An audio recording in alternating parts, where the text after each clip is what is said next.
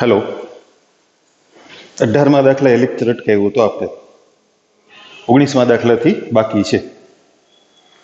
રેખાઓ y = 3x + 1 2y = x + 3 અને રેખા y = mx + 4। પેલી બે રેખા છે એ રેખા y = mx + 4 સાથે સમાન માપનો ખૂણો બનાવે તો એમનું મૂલ્ય શોધો। રેખા y = પેલા છે ને ત્રણેયના ઢાળ એ આપણે નોંધી લેશું। y = 3x + 1 y ને કરતા બનાવીને રેખાનું સમીકરણ આપ્યું હોય તો x નો સહગુણક રેખાનો ઢાળ દર્શાવે। એને સંકેત નથી આપતા કંઈ આપણે, કારણ કે 3 છે ને, પછી સૂત્રમાં ગડબડ થશે એટલે। પછી બીજી જે રેખા આપી છે એ છે 2y = x + 3। તમે બે વડે ભાગી નાખો એટલે x નો સહગુણક 1/2 થશે ને, એટલે એ રેખાનો ઢાળ 1/2 અને એ બંને રેખાઓ જેની સાથે સમાન માપના ખૂણા બનાવે છે y = mx + 4 તો એનો ઢાળ એમ આકૃતિ કરશું એટલે સમજવામાં સરળ રહે ને। બે રેખાઓ જે પહેલી અને બીજી રેખા છે એ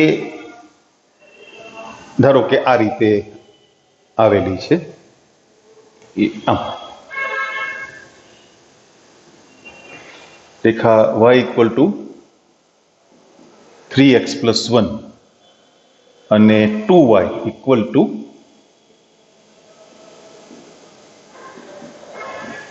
x + 3। એ બંને રેખાઓ y = mx + 4 એની સાથે સમાન માપનો ખૂણો બનાવે છે। એટલે સપોઝ આ રેખા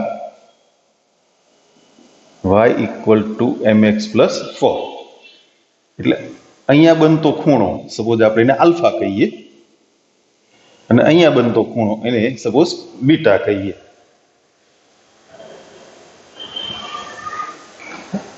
તમે ગમે તે સંકેત આપી શકો, થીટા અને ફાઈ કયો તોય વાંધો નથી, આલ્ફા અને બીટા કયો તોય વાંધો નથી।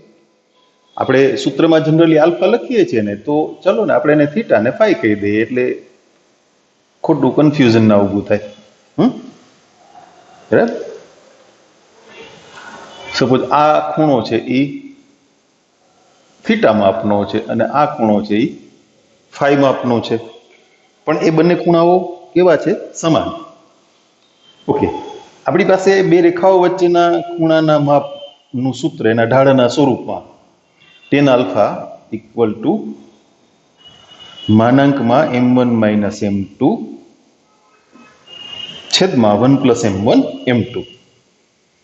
તો એના પરથી tan થીટા, થીટા છે એ આ બે રેખાઓ વચ્ચેનો ખૂણો છે ને, આનો ઢાળ 3 અને આનો m, બરાબર? હા, તો અહીંયા 3 - m / 1 + 3m અને એ જ રીતે tan phi, phi છે એ આ બે રેખાઓ વચ્ચેનો ખૂણો છે, આનો ઢાળ 1/2 અને ઉપરની રેખાનો ઢાળ m, એટલે 1/2 - m છેદમાં 1 + 1/2m એનું સાદુરૂપ આપશું આપણે, અથવા સરખાવી દઈએ પછી સાદુરૂપ આપો તોય વાંધો નથી, પરંતુ theta = phi, therefore tan theta = tan phi। તો એ બંનેને સરખાવીએ, માનાંકમાં 3 - m / 1 + 3m = 1/2 - m છેદમાં 1 + 1/2m। આ બીજું જે પદ છે ને જમણી બાજુનું, ત્યાંથી અપૂર્ણાંક દૂર કરવા માટે એમાંથી એટલે બધાને 2 વડે ગુણશું એમ, એટલે 1 - 2m અપોન 2 + m. હવે માન દૂર કરીએ એટલે 3 - m upon 1 + 3m equal to 1 - 2m upon 2 + m. એક શક્યતા, અથવા નીચે બીજી શક્યતા આપીએ 3 - m upon 1 + 3m equal to -1 - 2m upon 2 + m. Cross ગુણાકાર કરશું 3 - m into 2 + m equal to 1 - 2m into 1 + 3m, અથવા 3 - m into 2 + m equal to -1 - 2m into 1 + 3m. ગુણાકાર કરી નાખીએ 6, 3m માંથી 2m બાદ થશે એટલે +m - m², 1, 3m માંથી 2m બાદ થશે ત્યાં પણ એટલે +m અને -6m².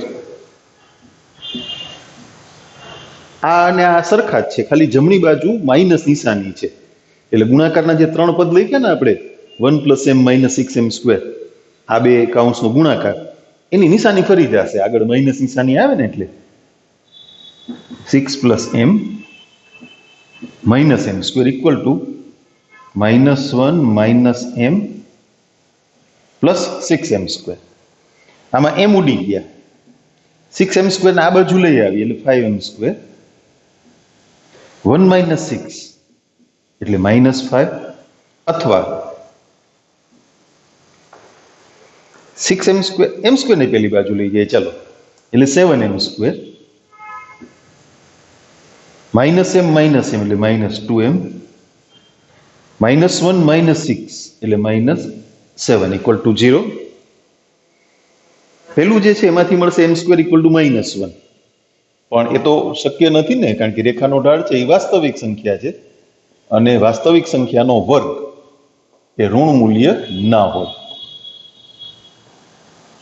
એટલે એ નીકળી ગયું ત્યાંથી. તો હવે આપણી પાસે એક સમીકરણ વધ્યું 7m² - 2m - 7 ઇક્વલ ટુ 0. આપણો પ્રશ્ન શું હતો? m નું મૂલ્ય શોધવાનો, બરાબર ને?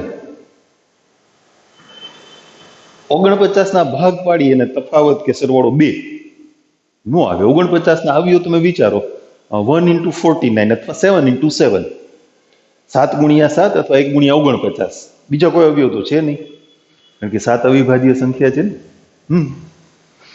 તો 7 અને 7 નો સરવાળો કે તફાવત 2 ના થાય, 1 અને 49 નો સરવાળો એ અથવા તફાવત 2 ના થાય, એટલે આપણે બીજનું જે સૂત્ર છે -b ± √b² - 4ac / 2a, એનો ઉપયોગ કરશું. 2 ± √-2 4 -4ac, એટલે માઇનસ માઇનસ પ્લસ થઈ ગયા ને, 7 × 49 × 4 × 49 એના છેદમાં 2a એટલે 2 × 7 14. જો આમાંથી 4 કોમન કાઢી લઈએ છીએ આપણે, એટલે 2 ± 4 નું વર્ગમૂળ 2, 49 ને 1 50 છેદમાં 14, 2 કોમન કાઢ્યા ઉડી ગયા, 50 નું વર્ગમૂળ પૂર્ણ વર્ગ સંખ્યા તો નથી, પણ 25 × 2 કરો ને તો 5√2 થાય, એટલે એમનું મૂલ્ય આટલું થયું. 30મો દાખલો.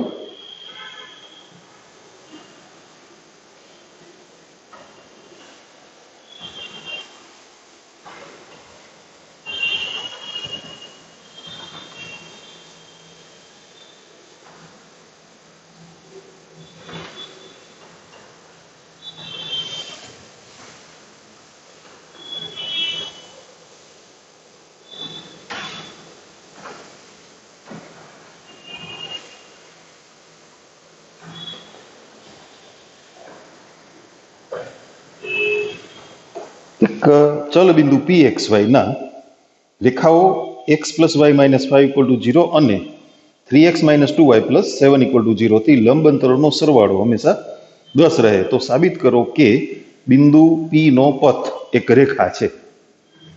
આ બિંદુના બંને રેખાઓથી લંબ અંતર એ આપણે પહેલા ગણી લઈએ.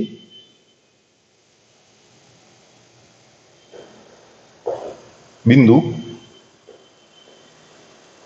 XY નું રેખા x plus y minus 5 equal to 0 થી લંબ અંતર. બે વખત ગણતરી છે ને એટલે આપણે આને P1 કહેશું.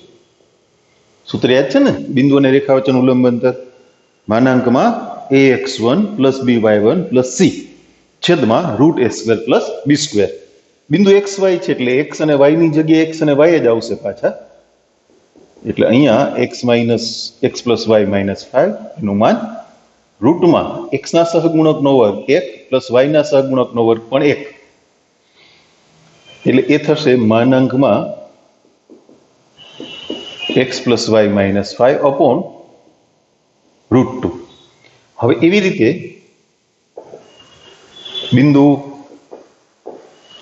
XY નું બીજી જે રેખા આપી છે ને 3x minus 2y plus 7 equal to 0. 3x minus 2y plus 7 equal to 0 થી લંબ અંતર. સપોઝ એને આપણે P2 કહીએ. ઉપર મુજબ ગણતરી કરવાની. બિંદુના આયામ XY જ છે એટલે x1 ની જગ્યાએ x, y1 ની જગ્યાએ y છેદમાં 3 નો વર્ગ 9 અને માઇનસ 2 નો વર્ગ 4 એટલે એ થશે માનાંકમાં 3x માઇનસ 2y પ્લસ 7 એના છેદમાં √13. હવે આપણે રકમમાં એવું કીધું છે કે આ લંબ અંતરનો સરવાળો હંમેશા 10 રહે છે. P1 પ્લસ P2 એ કેટલું છે? 10. P1 માનાંકમાં x plus y minus 5 upon √2 plus માનાંકમાં 3x minus 2y plus 7 upon √13 equal to 10. એનું બહુ જાજુ સાદુરૂપ નહીં આપીએ આપણે,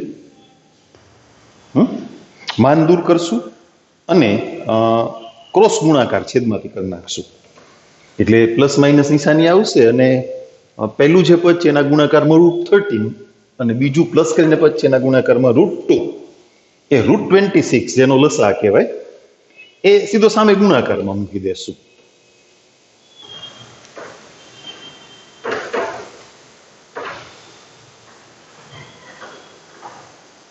એટલે આ પ્રમાણે સાદુરૂપ થયું. પ્લસ માઇનસ √13 નોટ 3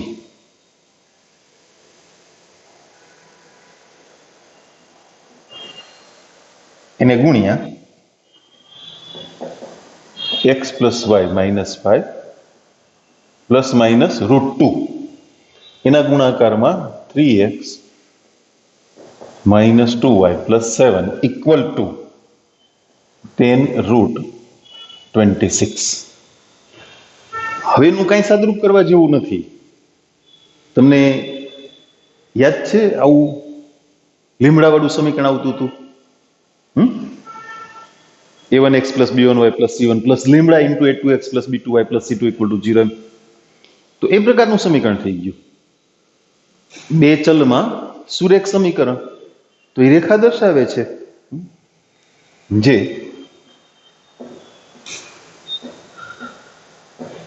બે ચલ x અને y નું સુરેખ એટલે એક ઘાત વાળું x અને y ની એક ઘાત સુરેખ સમીકરણ હોવાથી તે રેખા દર્શાવે છે. તો આપણી વાત સાબિત થઈ. બિંદુ P નો બિંદુ પદ એક રેખા છે.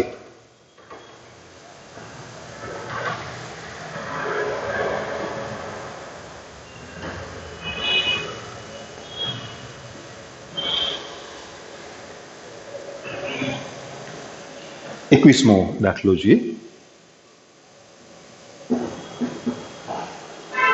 સમાંતર રેખાઓ 9x + 6y - 7 = 0 અને 3x + 2y + 6 = 0 થી સમાન અંતરે આવેલી રેખાનું સમીકરણ મેળવો. બે પરસ્પર સમાંતર રેખાઓ આપી છે અને એ બંનેથી સમાન અંતરે હોય એવી રેખા. બે રેખાઓ એકબીજાને સમાંતર હોય તો એ બંનેથી સમાન અંતરે હોય એવી રેખા એની વચ્ચે આવે. એક બાજુ ના આવે તો એક અંતર વધી જાય ને. બે સમાંતર રેખાઓ આ રીતે આપી છે આપણને. હાલો, એક સમીકરણ છે 9x + 6y - 7 = 0 અને બીજું સમીકરણ છે 3x + 2y + 6 = 0. તો એ બંનેથી સમાન અંતરે હોય એવી રેખા તો એમની વચ્ચે જ આવે ને. આ બાજુ લ્યો તો આ રેખાથી અંતર વધી જાય, નીચે લ્યો તો ઉપરની રેખાથી અંતર વધી જાય, પણ બંનેથી સમાન અંતરે હોય. એટલે અહીંયા શું થશે કે આ બંને રેખાઓ વચ્ચેનું લંબ અંતર અહીંયા લંબ અંતર, એટલે અહીંયા કાટખૂણો, અહીંયા કાટખૂણો. સપોઝ આ P1 છે, આ બાજુ બતાવીએ એટલે જુદું પડે.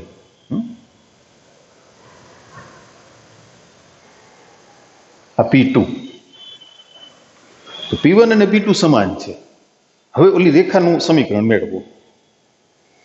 આપણે એક વધારાની વાત અહીંયા સમજીએ. રેખા સમાંતર છે એટલે ઢાળ તો મળી જાય, પણ ખાલી ઢાળ ઉપરથી સમીકરણ તો ના મળે, બરાબર? તો એક આવી વાત યા ભૂમિતિમાં આવે. આપણી ટેક્સ્ટબુકમાં અભ્યાસક્રમ મુજબ નથી, પણ ભૂમિતિમાં આવી એક વાત આવે. સમતલમાં રેખાનું સમીકરણ વ્યાપક સ્વરૂપે આપણે લખીએ છીએ ax + by + c = 0. તો એને સમાંતર જે રેખા હોય એનું ઢાળ એ આપેલી રેખાના ઢાળ જેટલો જ થાય ને. હવે રેખાનું સમીકરણ તમે ax + by + c = 0 થી દર્શાવો તો એને સમાંતર રેખાનું સમીકરણ, કારણ ax + by + c = 0 ઢાળ -a/b થયો, તો એને સમાંતર રેખાનો ઢાળ એટલો જ રાખવો હોય તો x અને y ના સહગુણક તો એના જ રાખવા પડે. હા, એનું અચળ પદ બદલાવવું પડે, કારણ કે તમે એમ કહો કે એક રેખા 3x + 2y + 6 = 0, બીજી રેખા 3x + 2y + 6 = 0, તો એ સમાંતર ના થાય, તો સમપાતી રેખાઓ થાય, એકાકાર રેખાઓ થાય. એટલે એનું અચળ પદ ભિન્ન હોવું જોઈએ. અને એટલે વ્યાપક રીતે સમતલની કોઈ પણ રેખા ax + by + c = 0 એને સમાંતર રેખાનું વ્યાપક સમીકરણ એ થશે ax + by + k = 0, જ્યાં k છે એ c સિવાય ની કોઈ પણ વાસ્તવિક સંખ્યા છે. એટલે એ વાતની આપણે નોંધ કરીએ છીએ. તમે નોટબુકમાં ઉપર હાંસિયામાં ક્યાંક લખજો, એટલે ઉતાવળે પાના ફેરવતા હો તો પણ ધ્યાન પડે. રેખા ax + by + c = 0 ને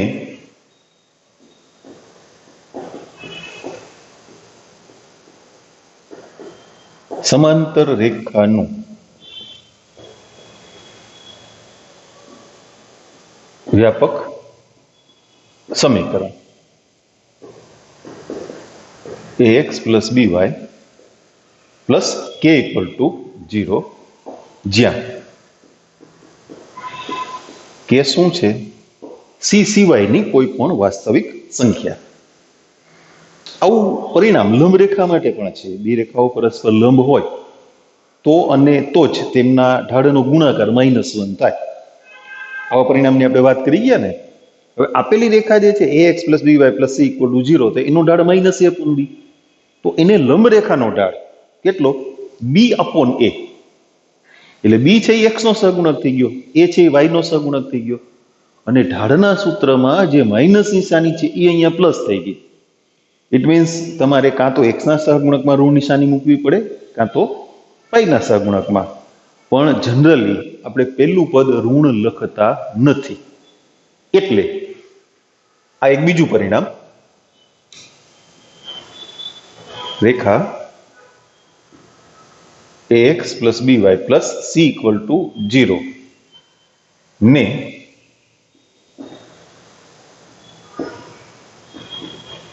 લંબ રેખાનું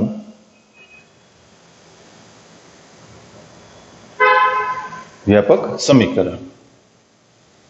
તો એ સમીકરણ છે bx - ay. ત્યાં અચળ તમે c મૂકશો ને તોય ચાલશે, કારણ કે બેયના અચળ પદ સરખા થઈ જાય તો પણ એ બંને રેખાઓ એક નહીં થાય. x અને y ના સહગુણક બદલી ગયા ને.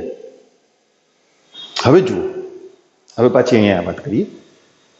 આપેલી બંને પરસ્પર સમાંતર રેખાઓ છે, એમાં x અને y ના સહગુણકો છે ગુણાંકમાં છે. ઢાળ સરખો જ થશે. જો આનો ઢાળ -3/2, -9/6 એટલે -3/2 થયો ને. પણ બે સમાંતર રેખાઓ વચ્ચેના લંબ અંતરનું સૂત્ર તમે જ્યારે ઉપયોગમાં લ્યો ત્યારે બંને સમીકરણોમાં x નો સહગુણક સમાન હોવો જોઈએ અને બંને સમીકરણોનો y નો સહગુણક સમાન હોવો જોઈએ. એટલે કાં તમે આને 3 વડે ભાગો અને કાં આને 3 વડે ગુણો. આપણે ક્યાંય ભાગવું નથી. આને અહીંયા ડબલ ઇમ્પ્લાઇઝ કરી અને નીચે પાછું લખું છું 9x + 6y 3 વડે ગુણી નાખ્યા. બરાબર. હવે આનું સમીકરણ સમાંતર રેખાનું વ્યાપક સમીકરણ જો 9x + 6y તો રહેશે જ, પ્લસ k = 0. જે બંને રેખાઓની સમાંતર છે ઈ રેખા 9x + 6y + k = 0. હવે શું કરવાનું છે એ વાત કરી લઈએ. તમને એમ કીધું છે કે P1 અને P2 સમાન છે, એટલે બે સમાંતર રેખાઓ વચ્ચેના લંબ અંતરનું સૂત્ર છે એનો ઉપયોગ કરી P1 અને P2 ગણો, એને સરખાવો, અજ્ઞાત k મેળવવાનો છે. આપણો પ્રશ્ન હવે શું થઈ ગયો? અજ્ઞાત k મેળવવાનો. બરાબર? ઓકે.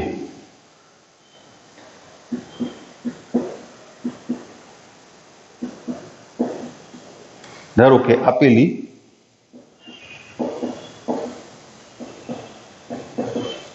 બંને રેખાઓને સમાંતર. શબ્દોમાં શું કીધું છે લોકોએ? સમાંતર રેખાઓથી સમાન અંતરે. અચ્છા, તો બંને રેખાઓ સમાંતર છે એ તો કહી દીધું છે, તો આપણે એ શબ્દોમાં જ લખીએ બંને રેખાઓથી સમાન અંતરે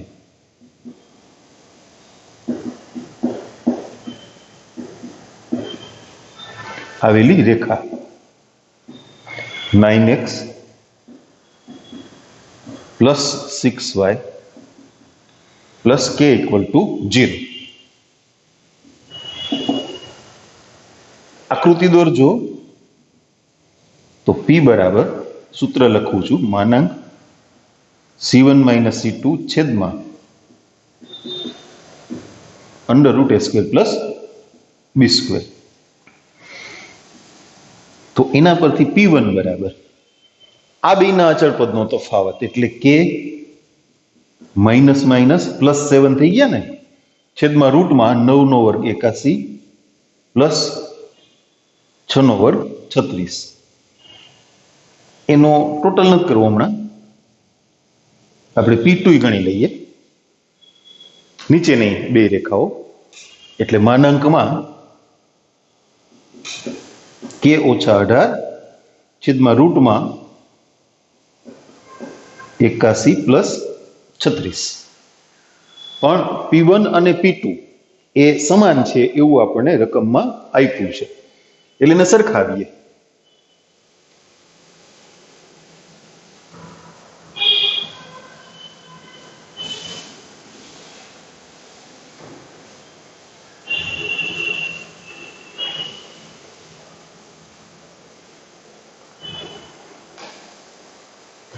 પરંતુ P1 ઇક્વલ ટુ P2 બંનેનો છેદ તો સરખો છે એટલે ઉડાડી દેશું. તો માનાંકમાં k પ્લસ 7 બરાબર માનાંકમાં k માઇનસ 18. માન દૂર કરીએ એટલે k plus 7 equal to k minus 18 or k plus 7 equal to આને હું માઇનસથી ગુણીને લખી નાખું છું. બરાબર, આ શક્ય નથી.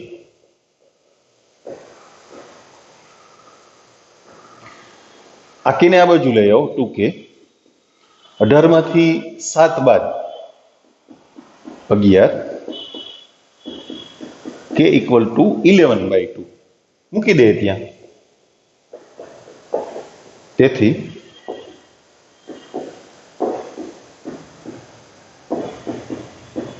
માગેલી રેખાનું સમીકરણ 9x plus 6y plus 11/2 equal to 0, 18x plus 12y plus 11 બરાબર 0. ઓકે, એના પછીની રકમ જોઈએ, 22મો દાખલો. આઈ થિંક આ નોટ તમારે થઈ ગઈ હશે, નોંધ થઈ ગઈ હશે ને, એને જવા દઈએ.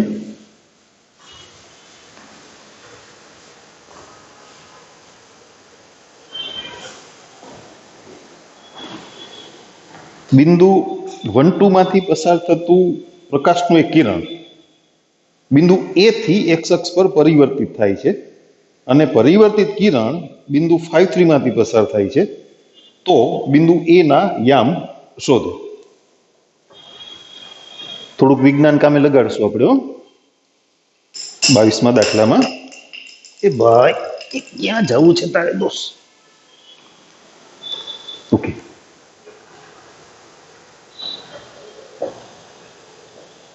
એની આકૃતિ કરીએ આપણે.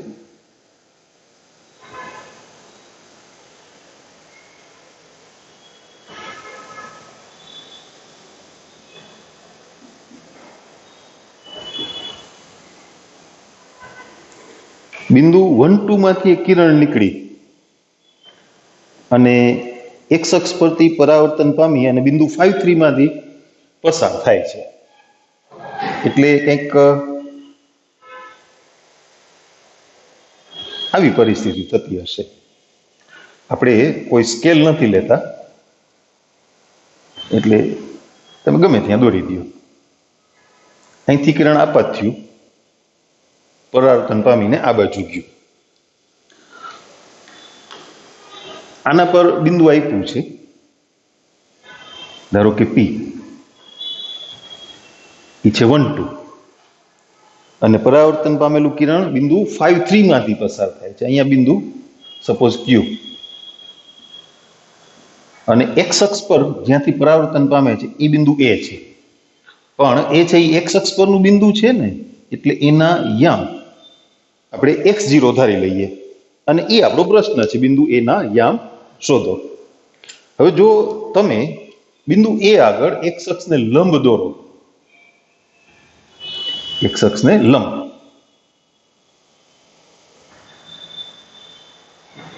તો આપાત કોણ અને પરાવર્તન કોણ એ બે સરખા થાય ને. આ ખૂણા સરખા થાય અથવા અંદરના ખૂણા સરખા થાય એમ પણ કહી શકો. હવે સપોઝ આ ખૂણો છે એ થીટા માપનો છે. એક મિનિટ થોડું ક્લિયર કરી દો. એટલે આ ખૂણાનું માપ થીટા થયું. આપણે હવે વિજ્ઞાનમાંથી મેથ્સ પર આવી જઈએ છીએ. શું કામે? રેખાનો x અક્ષની ધન દિશા સાથેનો ખૂણો એ થીટા હોય તો એનો ઢાળ tan થીટા કહેવાય ને. એટલે આ ખૂણાને આપણે થીટા ધાર્યો, એ થીટા છે એટલે આ થીટા થયો. તો આ જે આપાત કિરણ છે એનો x અક્ષની ધન દિશા સાથેનો ખૂણો એ કેટલો થાય? તો કે પાઈ માઇનસ થીટા.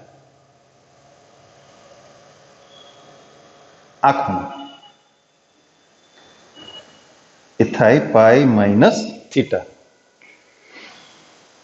કિરણ પી એ એક્સ અક્ષની ધન દિશા સાથે પાઈ માઇનસ થીટા માપનો ખૂણો બનાવશે અને કિરણ એ ક્યુ એ એક્સ અક્ષની ધન દિશા સાથે થીટા માપનો ખૂણો બનાવે. બેના ઢાળ ગણી શકાય, એને સરખાવી શકાય. આપણે એક્સ જ ગોતવાનો છે ને, બિંદુ એના યામ શોધવાના છે. બરાબર.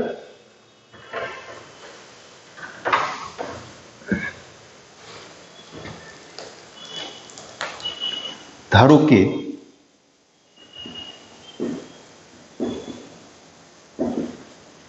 બિંદુ એ ના યામ x0 છે. માપ ખૂણો QAX બરાબર થીટા હોય તો માપ ખૂણો PAX બરાબર પાઈ માઇનસ થીટા થાય. તો કિરણ PA નો ઢાળ અથવા રેખા PA નો ઢાળ માટે રેખા PA નો ઢાળ. હવે PA નો ઢાળ છે ને એ આપણે બે રીતે લખી શકશું, કારણ કે એનો એક્સ અક્ષની ધન દિશા સાથેનો ખૂણો આપણને ખબર છે અને એ રેખા પરના બે ભિન્ન બિંદુઓ આપણને ખબર છે, 1 2 અને x0. બિંદુની મદદથી ઢાળ ગણીએ. 2 - 0 upon 1 - x તો -tan theta equal to 2 upon 1 - x તથા રેખા AQ નો ઢાળ એટલે tan theta, કારણ કે એનો એક્સ અક્ષની ધન દિશા સાથેનો ખૂણો થીટા છે. પણ બિંદુઓની મદદથી ઢાળ ગણો તો એ થશે 3 - 0 upon 5 - x તો tan theta બરાબર 3 upon 5 - x. આ tan theta ની કિંમત ત્યાં મૂકી દેશું આપણે. એવું લાગે તો નંબર આપી દઈએ, નંબર 1 અને નંબર 2. આ કિંમતને ત્યાં મૂકી દો એટલે એમાં અજ્ઞાત કોણ રહેશે? માત્ર x, જે આપણે મેળવવાનો છે. થઈ ગયું ને સરળ સાવ?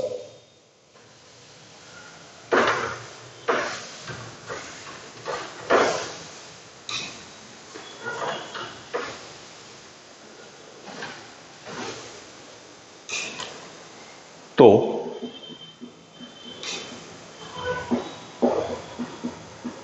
એક અને બે પરથી -3 upon 5 - x equal to 2 upon 1 - x, -3 into 1 - x equal to 2 into 5 - x. Cross ગુણાકાર કર્યો.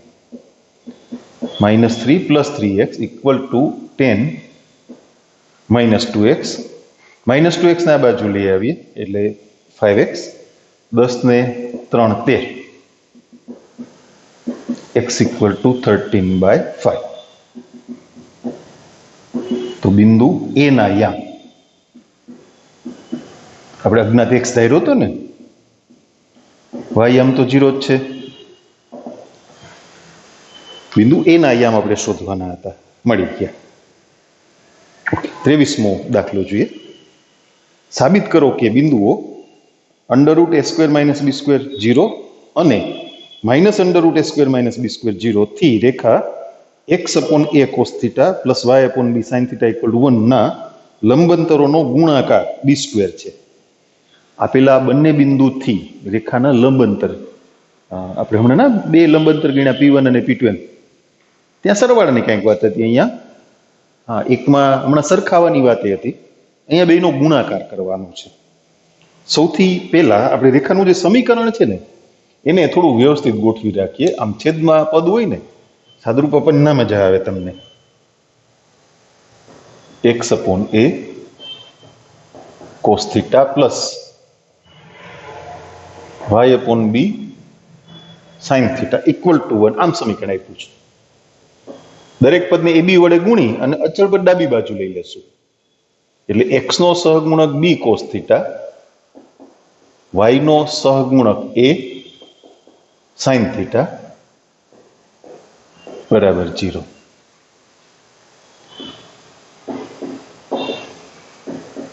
આ રેખાનું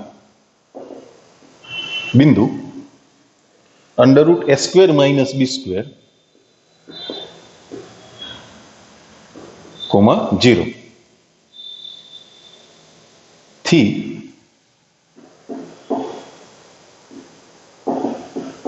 લંબ અંતર, સપોઝ એને આપણે P1 કીધું, બિંદુ અને રેખા વચ્ચેનું લંબ અંતર. રેખાના સમીકરણની જે બહુપદી છે એમાં x ના બદલે બિંદુનો x-યામ અને y ના બદલે બિંદુનો y-યામ મૂકવાનો હોય.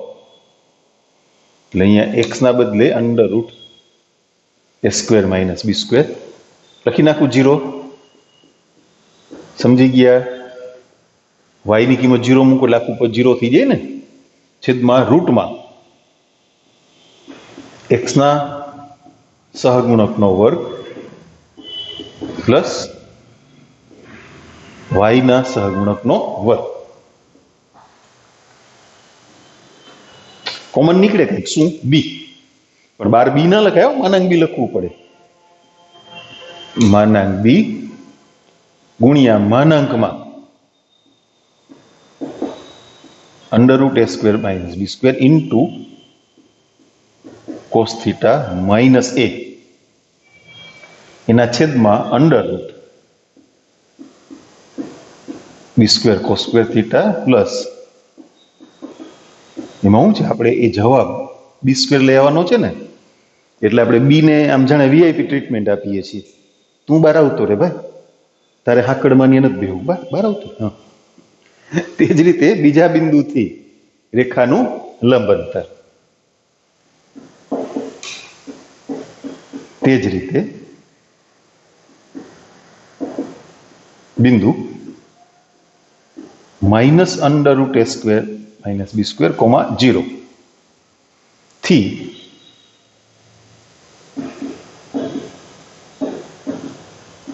આપેલી રેખાનું લંબ અંતર, એને આપણે P2 કહેશું. તે જ રીતે એટલે લખ્યું છે કે આપણે ગણ્યું, 2 સ્ટેપ માંડ્યા, એમાં શું ચેન્જ આવ્યો તો કે ઓલું બિંદુ હતું ને એમાં માઇનસ નિશાની છે, એટલે સિમ્પલી અહીંયા એક માઇનસ નિશાની આવશે. એટલે ઉપરનું સ્ટેપ નહીં લખીએ, હવે ડાયરેક્ટ નીચેનું. એટલે તો તે જ પ્રમાણે કરી નાખ્યું છે. માનાંક b ગુણ્યા માનાંકમાં -√a² - b² into cos theta minus a એના છેદમાં રૂટમાં b² cos² theta plus a² sin² theta. હવે P1 અને P2 નો ગુણાકાર એ b² સાબિત કરવાનું છે ને, એટલે એના ગુણાકાર કરશું હવે. તેથી P1 ગુણ્યા P2.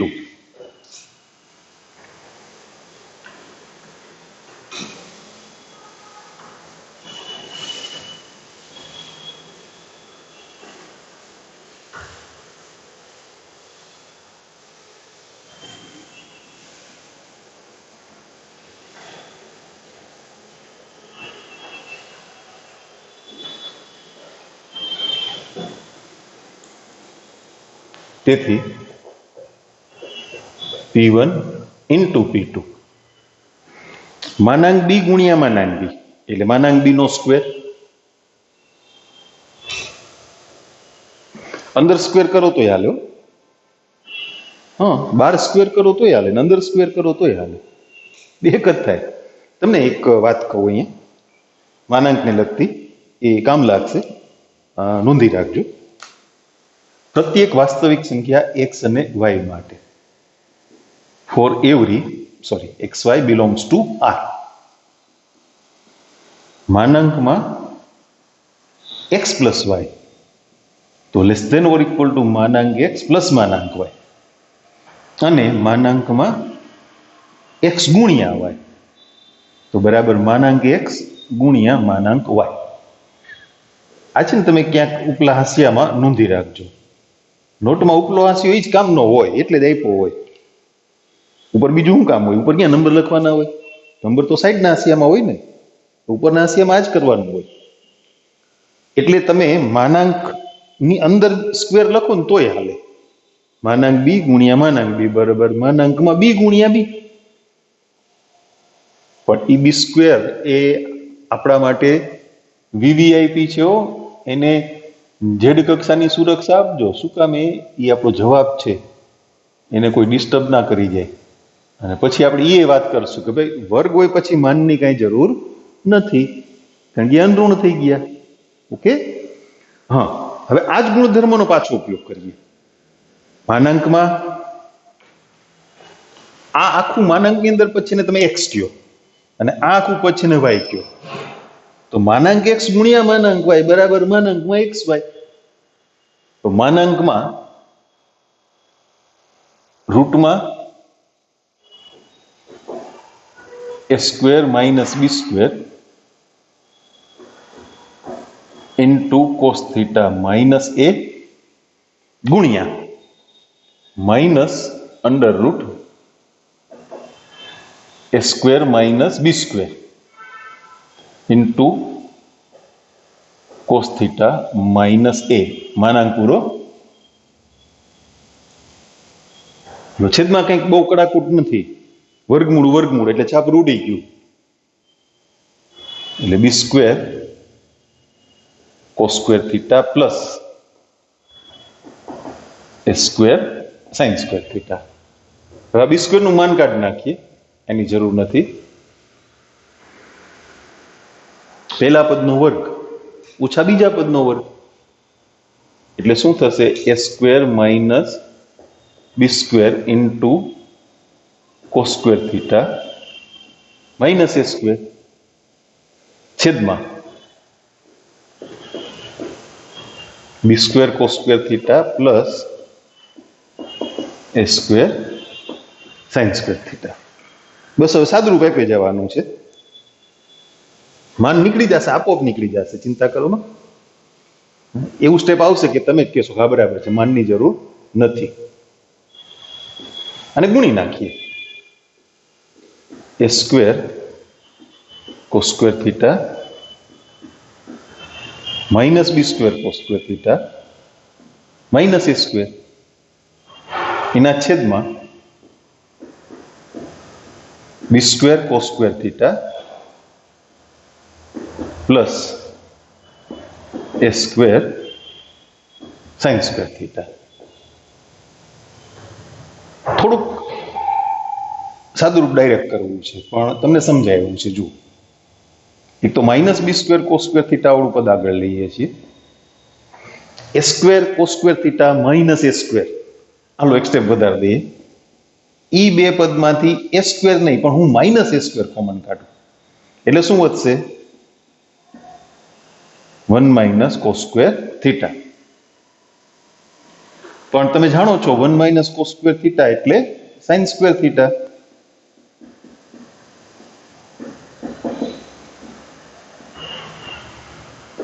તો એ થશે બી સ્ક્વેર માનાંકમાં minus b square cos square theta minus a square sine square theta એના છેદમાં b square cos square theta plus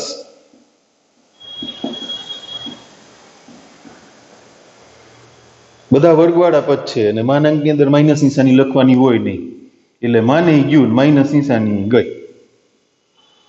બી સ્ક્વેર વર્ગવાળા પદ છે ને બધા એટલે અનઋણ હોય હંમેશા.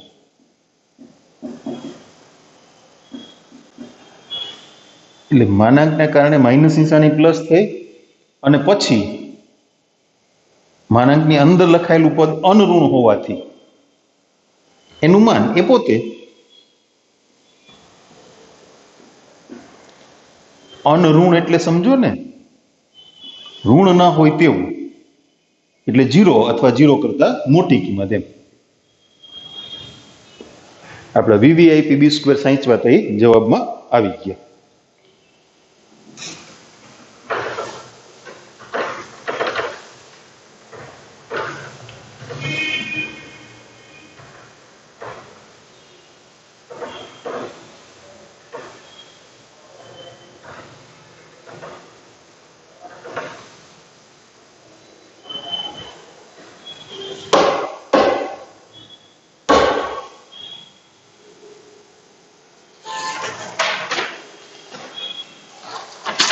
24મો દાખલો. એક વ્યક્તિ સમીકરણો 2x - 3y + 4 = 0 અને 3x + 4y - 5 = 0 દ્વારા દર્શાવાતા સીધા રસ્તાઓના સંગમ બિંદુ પર ઊભો છે. એટલે બંને રેખાઓનો છેદ ગણે. અને તે સમીકરણ 6x - 7y + 8 = 0 દ્વારા દર્શાવાતા સીધા રસ્તા પર ન્યૂનતમ સમયમાં પહોંચવા માંગે છે. સમય ન્યૂનતમ કરવો હોય તો અંતરે ન્યૂનતમ કરવું પડે ને. તો તે જે માર્ગને અનુસરે તેનું સમીકરણ મેળવો. રકમના શબ્દો થોડાક તમને ભારેખમ લાગશે, પણ હમણાં આકૃતિ કરી નાખીએ ને પછી બહુ ઈઝી દાખલો છે. એ ભાઈ છે ને, બે પરસ્પર છેદતી રેખાઓનું જે છેદ બિંદુ હોય ને ત્યાં આગળ ઊભા છે. એટલે ધારો કે એક રેખા આ પ્રમાણે પસાર થાય છે, એને છેદતી બીજી રેખા આ પ્રમાણે પસાર થાય છે. આખી વાતને તમે આકૃતિમાં સમજી લેશો ને, બહુ ઈઝી છે. ગમે તે સમીકરણને તમે આડાવડા ગોઠવી શકશો, કારણ કે આપણને એના છેદ બિંદુમાં રસ છે. કારણ કે ભાઈ ત્યાં ઊભા છે, 3x + 4y - 5 = 0. એના સંગમ બિંદુ પર એનું છેદ બિંદુ, એ બિંદુને આપણે સપોઝ એ નામ આપી દઈએ. તમે ગમે તે નામ આપી શકો, એ જ કેવું એવું નથી. ઓકે, હવે આગળ પાછું વાંચીને સમજી લઈએ. અને તે સમીકરણ 6x - 7y + 8 = 0 દ્વારા દર્શાવાતા સીધા રસ્તા પર. હવે આ એક વાત સમજો, પેલું જે સમીકરણ છે 2x - 3y + 4 = 0, એનો ઢાળ 2/3 અને 6x - 7y + 8 = 0 નો ઢાળ 6/7. એટલે એ બે પરસ્પર છેદતી રેખાઓ થઈ. અચ્છા, 3x + 4y - 5 = 0, એનો ઢાળ -3/4. 6x - 7y + 8 = 0 નો ઢાળ 6/7. તો એને પણ છેદતી રેખા થઈ. તો એ જે રેખા છે, ત્રીજી રેખા, જ્યાં આ માણસ ત્રીજી રેખા દ્વારા જે રસ્તો આપણને આપ્યો છે ત્યાં આ માણસ પહોંચવા માંગે છે. એટલે એ રેખા બેયને છેદે, આ બેયને, આપેલી બંને રેખાઓને છેદે. અને એનું સમીકરણ લખી નાખીએ, 6x - 7y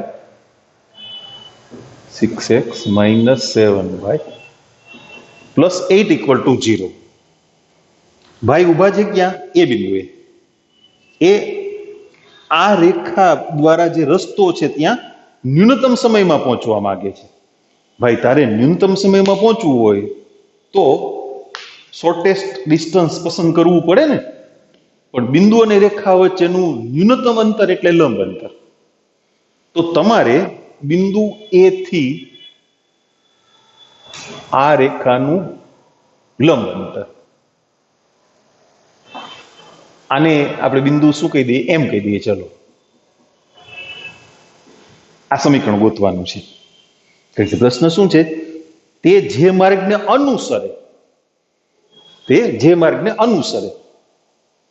એનું સમીકરણ, એટલે એ અને એમ માંથી પસાર થતી રેખા એ એમ નું સમીકરણ શોધવાનું છે. તો વિચારો તો ખરા, પ્રશ્ન બહુ સહેલો થઈ ગયો, હળવો થઈ ગયો સાહેબ, હે ને? એક જ મિનિટ. આ રોવાનું ચાલુ કર્યું છે ભાઈ. રોમા બાપા, તું રોમા, હજી તારા રોવાના દિવસો નથી. શાંતિ રાખ. હાલો, એને પછી સમજાવી દેશું. રાખી દઈએ હમણાં. હા, શું કરવાનું છે? બિંદુ એના યામ શોધવાના. ઓલી લાલ કલરની રેખા છે એનું સમીકરણ છે ને, એના ઉપરથી ઢાળ મળે ને, તો એના પરથી રેખા એમ નો ઢાળ, રેખા એમ નું સમીકરણ. દાખલો પૂરો. બસ, સમીકરણ ઉકેલવાના છે બિંદુ એના યામ શોધવા માટે. ચોકડીથી ઉકેલશું. ચોકડી એટલે ઓલી ચોકડી ગુણાકાર વાળી રીતો.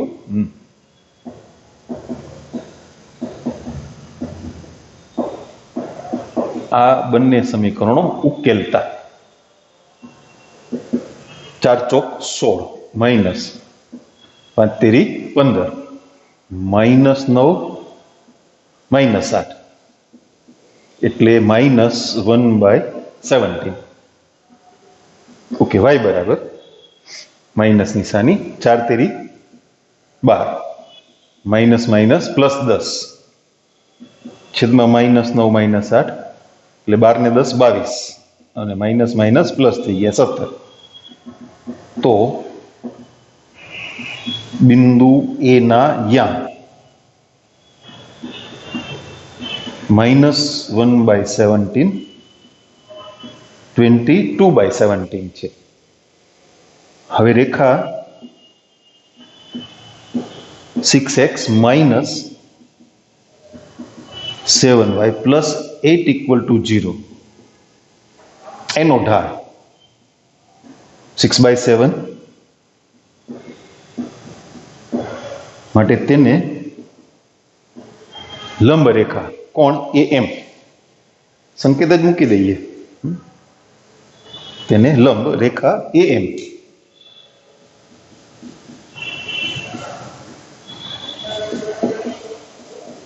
એનો ઢાળ એટલે -7/6 રેખા AM પરનું બિંદુ A મળ્યું અને એનો ઢાળ મળી ગયો. તો બિંદુ ઢાળ સમીકરણ અથવા ઢાળ બિંદુ સમીકરણ પરથી રેખા AM નું સમીકરણ.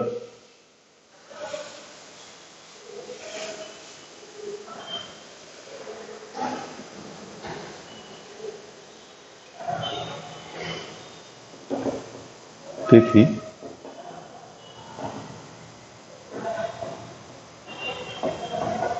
ઢાળ બિંદુ સમીકરણ પરથી રેખા AM નું સમીકરણ y માઇનસ બિંદુનો y યામ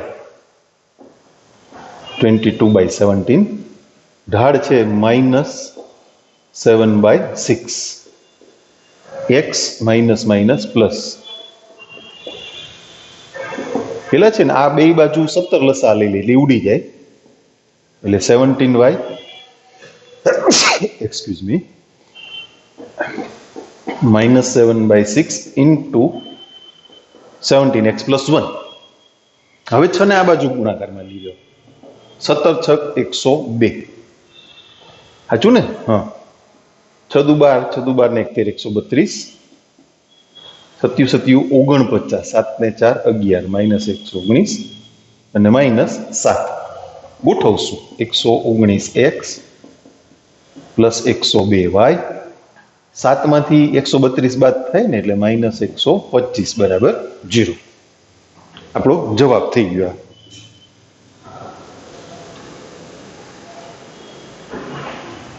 અહીંયા આપણું ચેપ્ટર 10 પૂરું થયું. બે એક દિવસ તમારે આ ચેપ્ટરનું રિવિઝન કરવાનું છે. શું કામે?